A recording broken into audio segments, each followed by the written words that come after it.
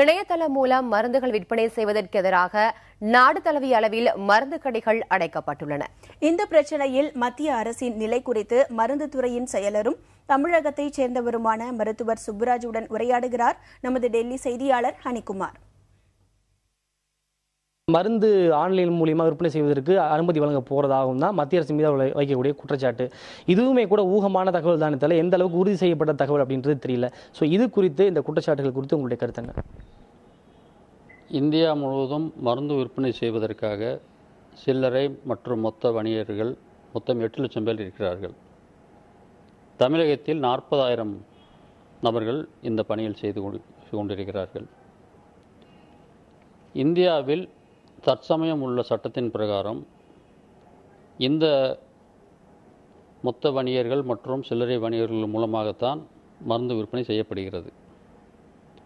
புதிதாக வந்திருக்கிற ஒரு திட்டம், புதிதாக பேசப்படுகின்ற ஆன்லைன் திட்டம் மூலமாக மருந்து விற்பனை செய்வதற்கு எந்த அனுமதியும் மத்திய அரசு இதுவரை கொடுக்கவில்லை.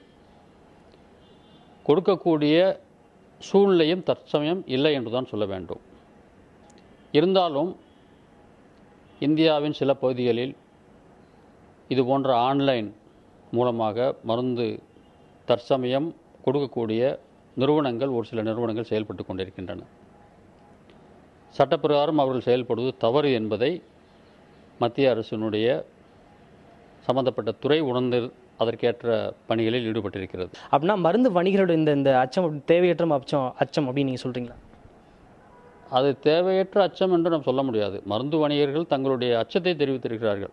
ஏனென்றால் இது ஒரு டெக்னாலஜி. இந்த டெக்னாலஜி எங்கே வந்து விடுமோ என்ற ஒரு அச்சம் அவருடைய மனதில் இருக்கிறது. அது நியாயமான ஒரு பயம்.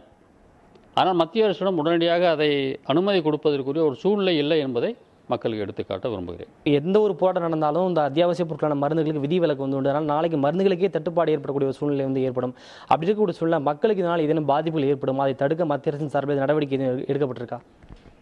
மத்திய அரசு மனிதர்களை அழைத்து பேசியிருக்கிறது. ஆனால் அவர்கள் டோக்கனாக ஒரு நாள் தங்களுடைய எதிர்ப்பை தெரிவிக்க வேண்டும் என்று இந்த வேலைநிறுத்தத்தில் ஈடுபடுகிறார்கள். தொடர்ந்து அவர்கள் ஈடுபட்டால் நிச்சயமாக மத்திய அரசு உரிய நடவடிக்கை